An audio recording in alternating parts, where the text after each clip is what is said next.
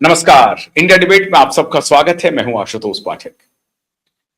बिहार में तो पता नहीं बवाल पर बवाल हुआ जा रहा है और फिर एक कमाल हो गया है। खबर आ रही है कि नीतीश कुमार जी बंद कमरों में मीटिंगों का दौर शुरू कर चुके हैं।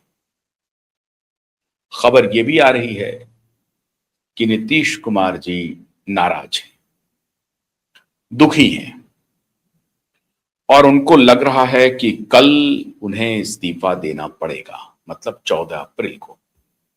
आज की रात बहुत भारी होने वाली है नीतीश जी के लिए। लेकिन दूसरी तरफ चर्चा यह हो रही है कि भारतीय जनता पार्टी नीतीश जी की ऐसी कौन सी बात है जो मानने को तैयार नहीं है, और क्या नीतीश जी भारतीय जनता पार्टी को अपनी बात मनवाने पर अड़े हुए हैं। और अगर नीतीश जी अपनी बात नहीं मना सके तो क्या नीतीश जी नाराज हो जाएंगे, और नीतीश जी इतने नाराज हो जाएंगे कि नीतीश जी कोई दूसरा कदम भी उठा सकते हैं। क्या नीतीश जी दूसरा कदम उठाने की हालत में हैं या नहीं है।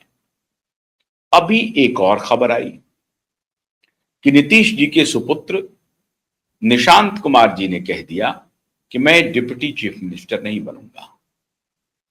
मतलब उनके तरफ से यह खबर आने लगी कि निशांत की कोई दिलचस्पी किसी पद को स्वीकार करने में नहीं है। अब यह खबर कैसे आई? पहले यह खबर थी कि नीतीश बाबू राज्यसभा जाएंगे, उनके पुत्र कमान संभालेंगे, जेडीयू की भी कमान संभालेंगे, सत्ता में भी उनकी भागीदारी होगी। सत्ता में वो शीर्ष पद पर ना बैठें, लेकिन दूसरे शीर्ष पद पर तो जरूर बैठेंगे। इस तरह की चर्चा हुई, और जब ये चर्चा हुई फिर ये दूसरी चर्चा कैसे आ गई बाजार में?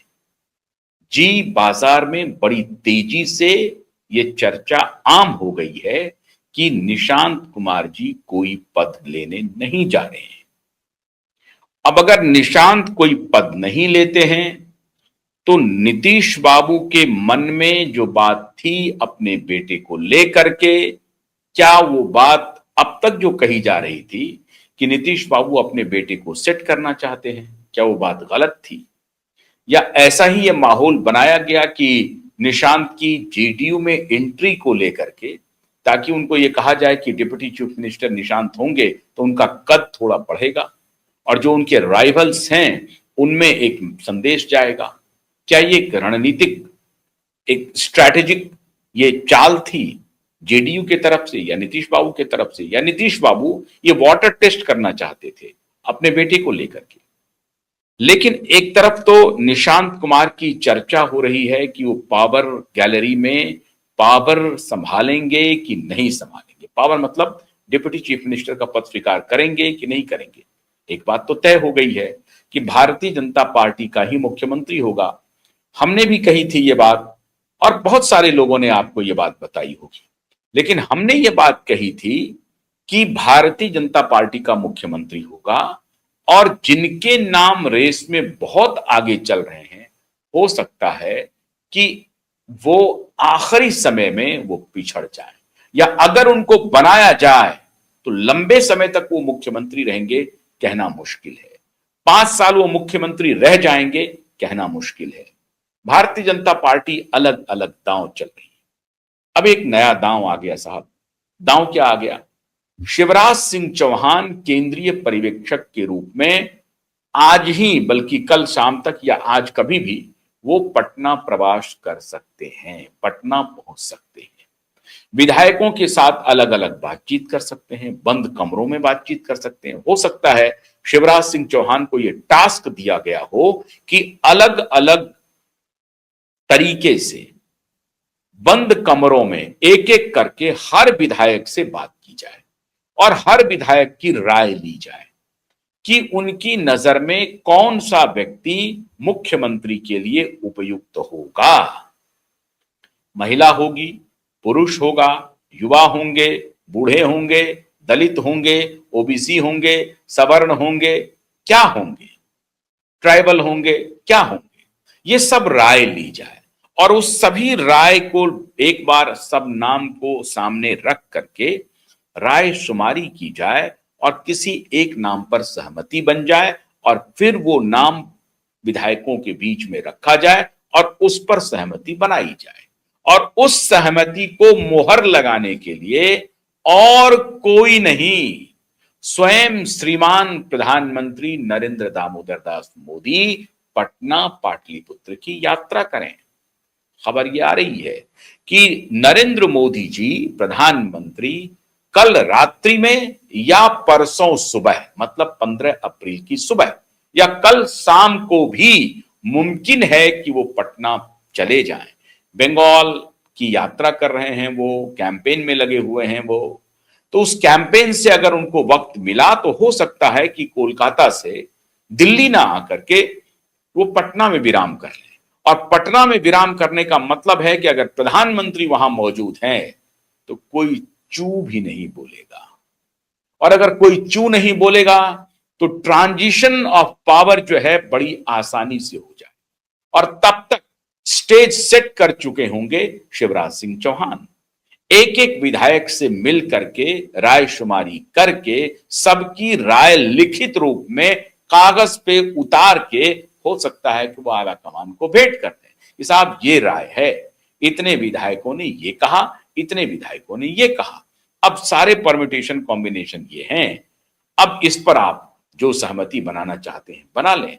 हो सकता है कि कल 11th आवर में अभी तक जिन जिन नामों की चर्चा हो गई है मोदी और शाह के बीच में, अगर मोदी और शाह ने तय कर लिया है कि ये नाम ही होंगे बिहार के मुख्यमंत्री, तब भी बिहार को लेकर के मैंने आपको कहा था कि बिहार की डगर बहुत टेढ़ी है और पथरीली है, सपाट नहीं है। इस डगर पे आपको बड़े चौकन्ने होकर के चलना पड़ेगा, सोच समझ करके कदम उठाने पड़ेंगे। हर चाल राजनीतिक रूप से नफा भी दे सकता है और बहुत गहरा नुकसान भी हो सकता है, आपको बड़ा नुकसान भी हो सकता है, ऐसा नुकसान हो सकता है जिससे पार्टी उबर नहीं पाए। तो इसीलिए बिहार की पथरीली और उबर खाबर सड़क पर आपको ध्यान से चलना पड़ेगा और इसीलिए शिवराज सिंह चौहान को पर्यवेक्षक नियुक्त किया गया है। मृदुभाषी हैं, शालीन हैं, सौम्य हैं, ठीक से सबसे बात करते हैं, सबको अपना बना लेते हैं, सबके ये हो जाते हैं। बड़ी खूबी है शिवराज सिंह में, शिवराज बाबू में। तो शिवराज बाबू को ये कमान सौंपी गई है कि आप जरा राय शुमारी कर लें और हमारे जाने के पहले एक प्रकार से ये तय हो जाए कि कौन सा चेहरा है। Bharatiya Janata party 11th our तक प्रयोग करने की मुद्रा में है। अगर उनको लगेगा कि नहीं ये प्रयोग हमारे लिए फायदेमंद नहीं होगा, तभी जो स्थापित नाम चल रहे हैं उस नाम पर मुहर लगेगी। नहीं तो ये मान के चलिए कि मोदी और अमित शाह प्रयोग धर्मी नेता बन चुके हैं, प्रयोगवादी नेता बन चुके हैं, वो अपने प्रयोग को अंजाम देते भी हैं। इसलिए चौंकिएगा नहीं अगर किसी महिला मुख्यमंत्री का नाम आ जाए, चौंकिएगा नहीं किसी दलित का नाम आ जाए, तो कुछ भी संभव है। और ऐसा भी हो सकता है कि किसी सवर्ण का भी नाम आ जाए। ये जो एक मिथ फैलाया हुआ है कि कोई सवर्ण अब बिहार में मुख्यमंत्री हो ही नहीं सकता, ऐसा भी नहीं है। ये गलतफहमी हटा दें आप, कुछ भी संभव है मोदी शाह के जमाने में। और मोदी शाह को मालूम है कि हम जो कोई भी घोड़ा लगाएंगे वहां पे उसके दांव कैसे चलेंगे, वो सवारी कैसा करेगा, ये सब मोदी शाह को मालूम है। और सवारी तो अंततः दिल्ली से ही होनी है, दिल्ली से ही कमान खींची जाएगी घोड़े की कि भाई किस रफ्तार से दौड़ना है, कैसे दौड़ना है, किधर दौड़ना है। इसीलिए मोदी और शाह बहुत ही फूक फूक करके कदम रख रहे हैं। लेकिन अब इस बीच में यह खबर आ गई कि नीतीश बाबू नाराज हैं, बैठकों का दौर शुरू हो गया। नीतीश बाबू नाराज हैं क्यों? नीतीश बाबू नाराज इसलिए हैं, फॉर्मूले पर थोड़ी असहमति है। अब ये पलट जाना चाहते हैं कि भाई जब हम मुख्यमंत्री थे तो डिप्टी सीएम आपके दो थे, लोग विधानसभा स्पीकर आपके थे। अब जब आपका मुख्यमंत्री होगा तो डिप्टी सीएम दो हमारा होगा और विधानसभा स्पीकर भी हमारा होगा। अब इस पर सहमति भारतीय जनता पार्टी देती है कि नहीं देती है, कहना मुश्किल है।